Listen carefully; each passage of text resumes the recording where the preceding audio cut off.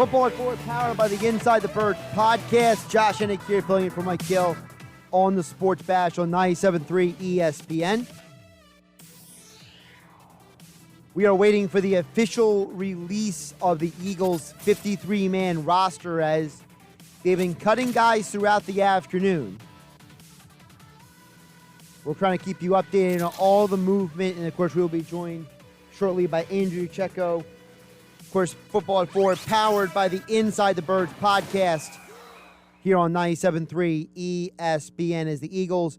Now is the time. Now they have to get down to the 53-man roster. And joining us right now on the phone line, Andrew Dicecco, InsideTheBirds.com at Dicecco NFL. Andrew, how you doing today?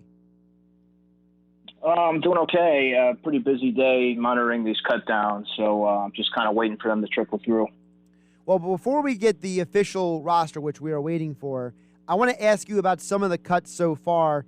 You know, I had asked you, Adam, and Jeff 2 weeks ago if Travis Fulgham was going to make this team, because I was getting wondering if he was going to make the team, and it looks like it's a done deal. He is done in Philadelphia. Yeah, well, I mean, that's no surprise to me. I wrote about him being on the roster bubble. I guess it was a little bit after the final preseason game, knowing that it was going to be between him and likely JJAW for that final job.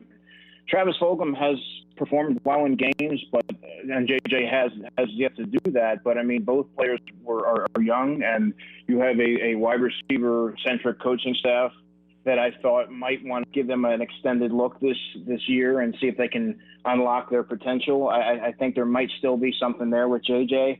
And we'll just have to see how it plays out. Obviously, Travis is no longer with the team, and I'm sure the team hopes that they can get him on to the practice squad. What does it say about Fulgham that you brought in all these guys who are supposed to be these wide receiver gurus, and none of them could quote unquote fix him? Well, I think that you need to look at. Hold on, the roster just came through. I think you need to look at I think when teams started to learn how to – sorry, man, I'm just keeping up with the roster transactions here. Totally I think when you look at what he's been doing what he did over the past 4 weeks, and he wasn't able to carry it over, was that was that sort of an aberration, or was that really something? Was that really what he's able to become with more polish, and once teams learn how to defend teams or go approach teams when they learn how to defend you? I think that he sort of struggled when teams started to figure out how to defend him, and I don't know that he ever really bounced back from that. Obviously, Alshon Jeffrey's resurgence or return to the lineup factored in, and he just wasn't able to overcome that. And then he had a clean slate this season, this training camp, and wasn't really able to put together a consistent training camp, consistent enough to warrant a roster spot. Just following along with the cuts all day long, there's more talented receivers out there that just hit the waiver wire. So they'll have an opportunity to bolster that should they opt to go that route. Well, let's get to some of these initial roster moves as I'm seeing them come in here. It looks like, if I'm reading this correctly, if I count correctly, it looks like 10 offensive linemen make this team. Among them, Brett Toth and Andre Dillard. I got to say, Andrew, I'm actually glad Toth made the roster because I thought he actually did a good job in the preseason. It seems like the Eagles are intent on seeing if Dillard can be the backup left tackle this season. Yeah, I mean, Dillard flashed a little bit against the Jets, and you would hope so. He's going against, deep reserves for the Jets, and he's a former first-round pick. But he did show some flashes, and you wanted to see him out there to build some confidence and carry that momentum into the regular season. I didn't think that he was ever going to have any significant suitors leading up to the 4:00 deadline. However, depending on what they like, how much they like Brett Toth, and I thought that Brett Toth deserved to make the roster, and it was very telling when they used him at guard against the Jets to get him that versatility and sort of be able to, see what he's able to really do. And I thought that, we'll see what happens with Andre Dillard around the trade deadline, depending on how confident they are in Brett Toth. And it's good to see that growth from Andre Dillard, but we need to see that now carry over into the regular season, and he needs to be available and step up when if his number is called this year, because he will be the backup behind Jordan Mailata. Over at tight end, the Eagles have 4 tight ends. One of them is not Richard Rodgers. It's Goddard, it's Ertz, it's Tyree Jackson, it's Jack Stoll. I'm assuming, Andrew, that the Tyree Jackson is here so they can get him onto the IR because he has to make the roster, then put him on the IR, from what I understand, from what Mosher and Kaplan said on Inside the Birds podcast. A little risky letting Rodgers walk because another team could probably try to swoop in and get him. Not necessarily risky because he's someone that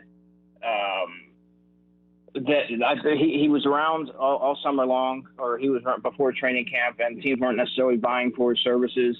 And it's one of those deals where if they were to try to bring him back after week 1, because he is a vested veteran and his salary would be fully guaranteed if he made the initial, if he made the 53-man roster outright.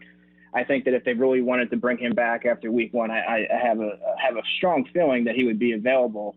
But now that there's teams like the Vikings who just lost Irv Smith, I'm not exactly sure about the amount of time that he's going to be out.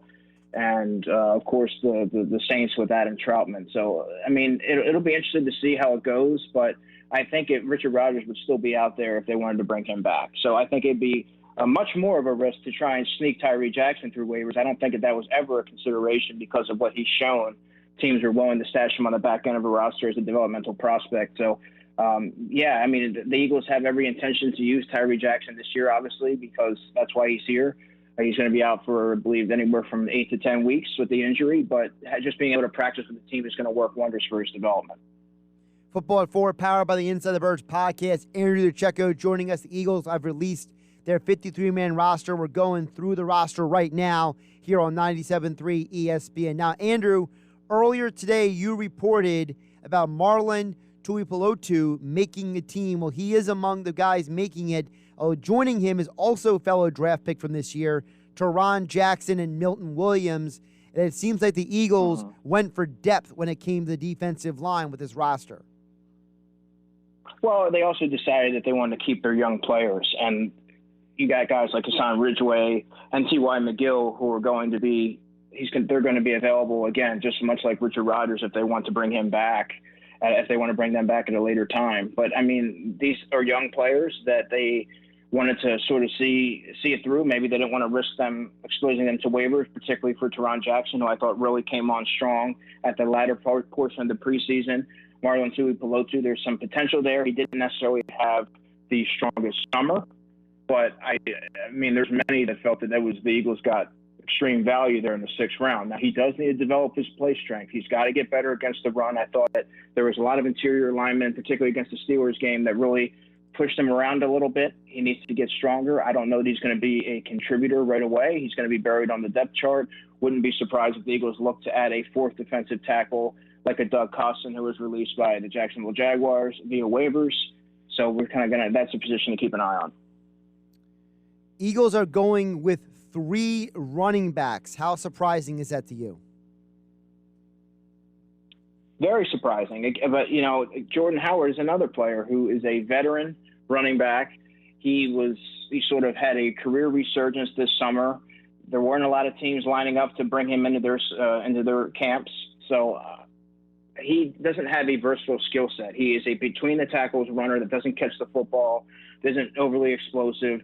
Guys like Jordan Howard are a dime a dozen. Yes, he is a good pass protecting running back, but again, if the Eagles want to go that route, they can bring him back. He's also eligible for the practice squad, so that's something that I don't foresee them having any issue getting him onto there. So they decided to go heavier in other areas.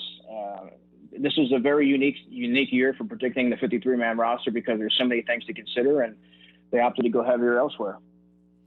I'm just surprised because I really felt like because of Steichen and Sirianni's backgrounds in using different running backs for different roles, I just felt like Howard had a role in this offense. And that's why I'm surprised because of just who Sirianni and Steichen's backgrounds were. Yeah, but let's not forget that I think Boston Scott can run between the tackles. I think Kenny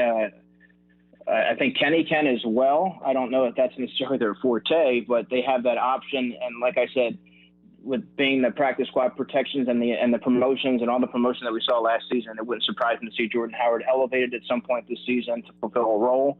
But, do you really need to carry 4 running backs when I'm trying to rationalize their decision making? Do you really need to keep a one-dimensional running back on the active roster when you could safely stash him on the practice squad and call him up as needed and kind of they prioritize the trenches as they always do. They kept Teron Jackson and Marantui Pelotu on, and it's kind of hard to argue that. That's been their logic, for many years now. So that's the way that they went. And of course, we can confirm what we talked about earlier. The receivers, as many expected, were Devonta Smith, Quez Watkins, Jalen Reagor, JJAW Whiteside, and Greg Ward. But Andrew, speak to the listeners out there who are throwing their arms in the air about JJAW making this team. In your mind, why did Arthego Whiteside become the 5th receiver? Well, I can certainly understand the sort of outcry for JJAW making the roster. He really has not shown in games that he can be an effective option. However, it ultimately came down to special teams.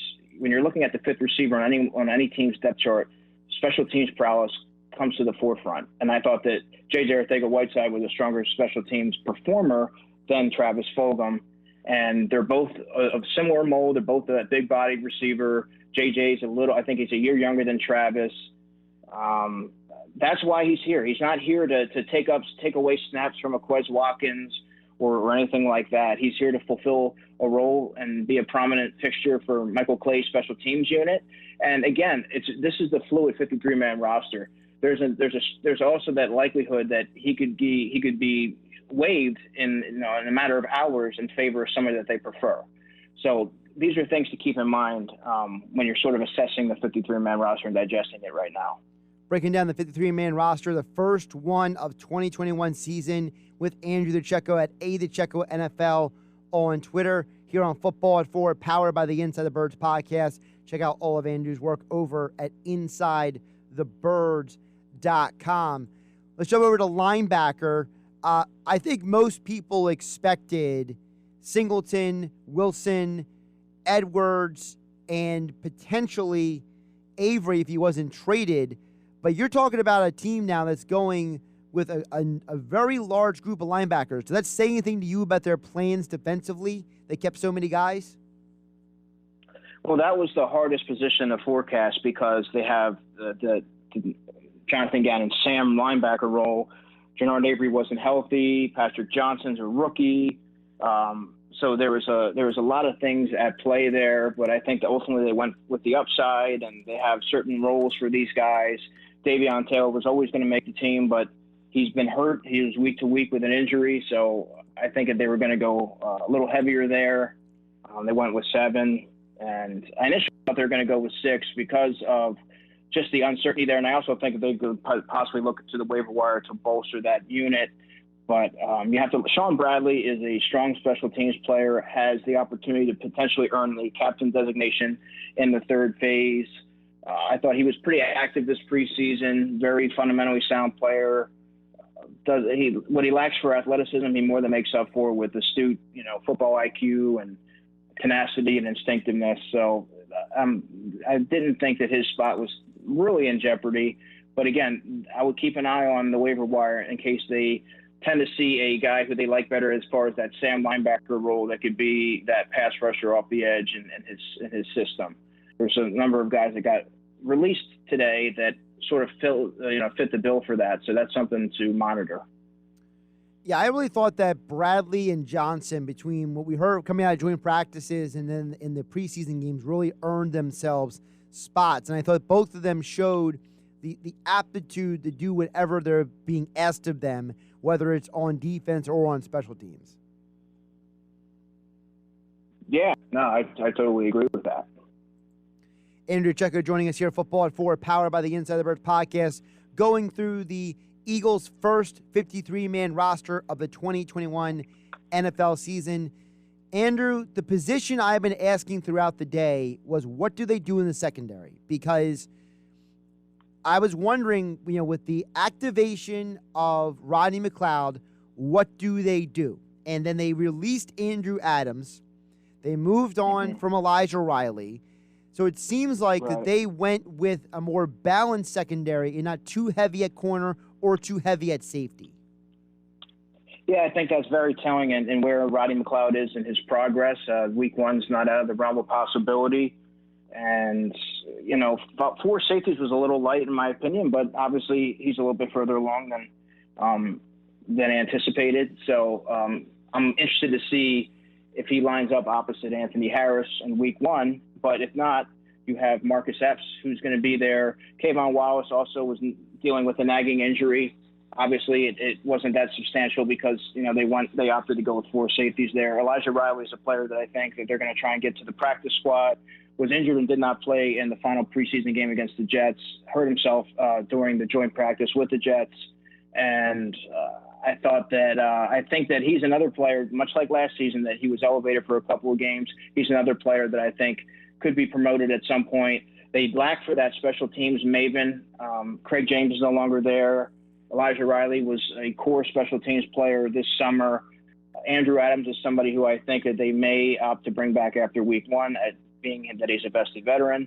But they really need to have that core special teams player there. So Andrew Adams and Elijah Riley are 2 guys that I think can sort of balance that out depending on the week. What does it say to you that they kept Josiah Scott? Anything at all about the defense? Yeah, I mean, like I've said on the show a few different times, that Josiah Scott, the fact that he does offer inside-outside versatility, but he is only 5'8", so he's going to be predominantly a nickel corner, right? And I think the fact that he can play inside allows Jonathan Gannon to, and I'm just trying to sort of rationalize the decision here, allows Avonte Maddox to sort of roam the secondary, and he can utilize him in a number of different ways and provide different looks. So I think that, yeah, he is a little bit limited in terms of what he can do, but he had a strong summer, willing tackler, always around the football, instinctive, and, you know, they did give up a draft pick to bring him in. So I think that he'll have a role on this team, obviously, with them carrying 5 corners, and I think that you're going to see some time in the secondary in the nickel while they choose to deploy Avonte Maddox in a number of ways.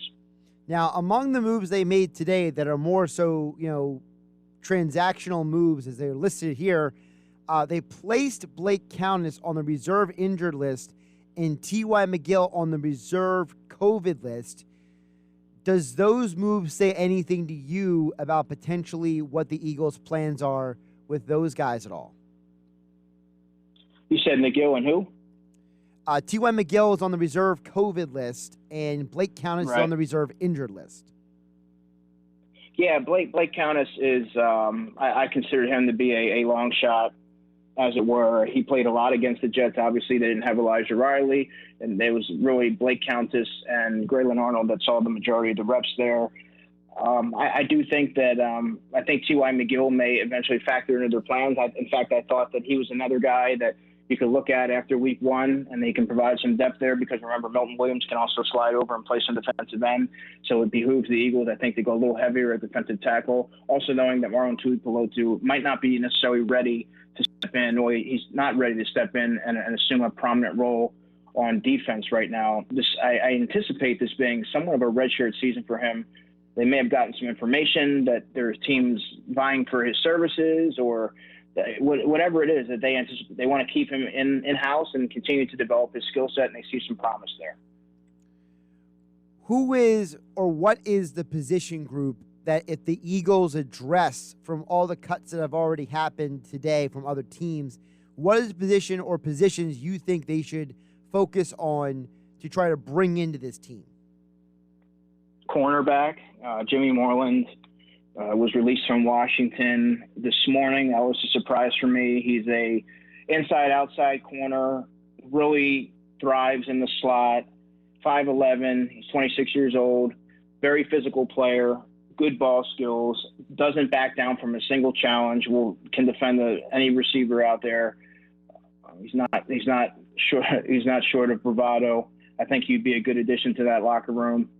And then Doug Costin, the defensive tackle, who is a Westchester, PA native, so he's out by my neck of the woods.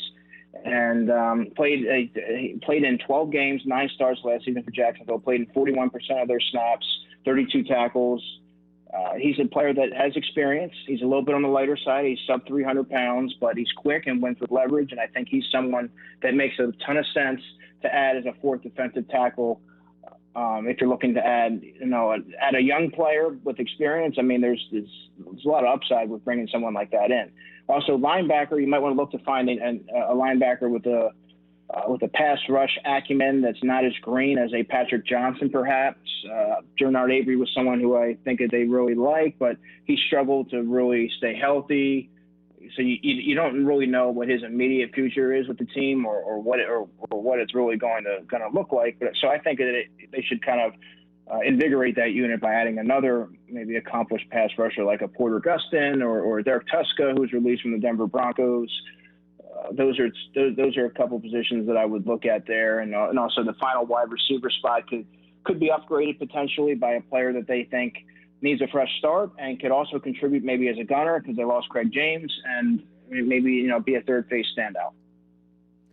And Andrew, one more before I let you go. Andrew Dicecco joining us here. Football at 4, powered by the Inside the Birds podcast, InsideTheBirds.com. I didn't get a chance to talk to you since the Eagles acquired Gardner Minshew. What were your thoughts on that deal? Oh, it's a high upside deal. I mean, it really didn't give up much to add. He was going to be, I think he's 25 years old, but when Joe Flacco moves on next season, you have a cost-effective quarterback to back up Jalen Hurts if everything goes as anticipated. He's someone who's won games in this league. He has a lot of experience, so I think already looking ahead to have that position solidified next season is an astute move by Howie Roseman and a very high upside move. I mean, you have to applaud him on that. Give him a follow on Twitter at @Dicecco NFL. Check out all of his work over at InsideTheBirds.com. I'm sure that, Andrew, you're going to be feverishly writing over the next several days as the Eagles continue to formulate this roster over the next week plus to get ready for the regular season. And Andrew will be back with us on Friday's show here on the Sports Bash on 97.3 ESPN. Andrew, please appreciate your insights and commenting on this in real time. I know it's not easy to do something like this on a day like today. It was a little challenging, but thanks for bearing with me. And yeah, we're going to see what it looks like. It's going to look a lot different. It could potentially look a lot different in the coming hours. So yeah, man, we'll kind of ride the wave and see what happens. Absolutely. Take care of yourself, Andrew. You too, Josh.